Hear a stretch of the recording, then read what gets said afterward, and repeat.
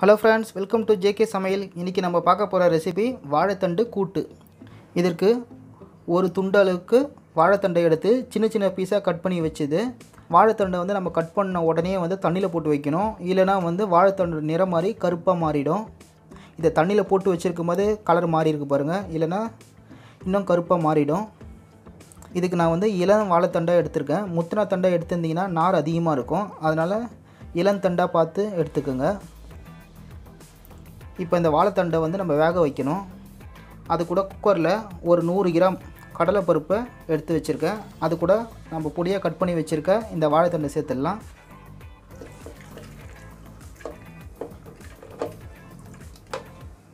இப்போ இந்த வாழைத்தண்டை வேக வைக்கிறதுக்கு நான் ஒரு சொம்பு அளவுக்கு தண்ணி சேர்த்துக்கிறேன். இப்போ குக்கரை மூடி போட்டு ஒரு 4 ல இருந்து 5 விசில் வர வரைக்கும் வாழைத்தண்டை வேக வச்சு எடுத்துக்கலாம். இப்போ காய் வெந்துன்னு இருக்கட்டும். அந்த நேரத்தில் நம்ம தேங்காய் துருவி வச்சிடலாம். மிக்ஸி ஜாரில் 2 பத்த தேங்காய் மிக்ஸியில் துருவிறதுக்காக சின்ன சின்னதாக கட் பண்ணி வச்சுருக்கேன். இப்போ மிக்ஸி ஜாரில் சேர்த்துடலாம். இப்போ இது கூடவே 3 பல்லு பூண்டு, அடுத்தது இது கூட சீரகம் 1 டீஸ்பூன் சேர்த்துக்கோங்க. இப்போ இது மூணுத்தையும் சேர்த்துட்டு தண்ணி ஊற்றாமல் துருவிட்டு எடுத்துக்கணும்.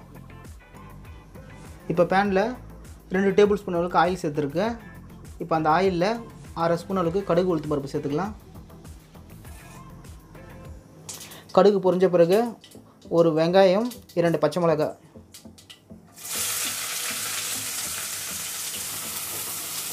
இப்போ வெங்காயம் வதங்கணும்.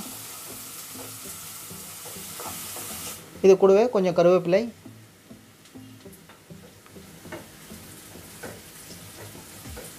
வெங்காயம் வதங்கின பிறகு ஒரு தக்காளியை சேர்த்துடலாம். இதை கிளறி விட்டுருங்க. தக்காளியும் லைட்டாக வதங்கணும்.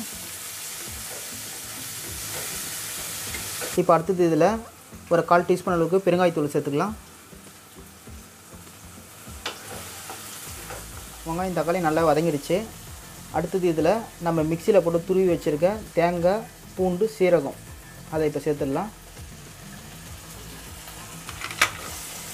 சேர்த்த பிறகு இதையும் நல்லா மிக்ஸ் பண்ணி விட்டுருங்க. அடுத்தது இதில் சாம்பார் பொடி 2 டீஸ்பூன் சேர்த்துக்கலாம்.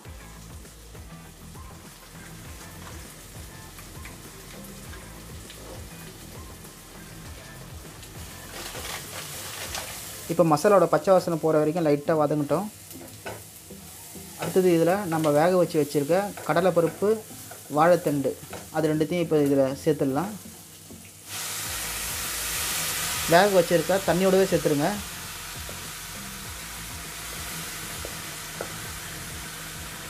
இப்போது கூட்டுக்கு தேவையான அளவுக்கு நம்ம சால்ட் சேர்த்துக்கலாம். நான் 1 டீஸ்பூன் முதல்ல சேர்த்துக்கிறேன்.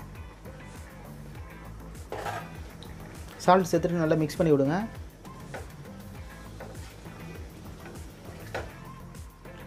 இப்போ இது ஒரு 1/4 மணி நேரம் வரைக்கும் நம்ம மூடி போட்டு கொதிக்க விடலாம். இப்போ நல்லா கொதிச்சிட்ருக்கோம். மூடியை திறக்கலாம்.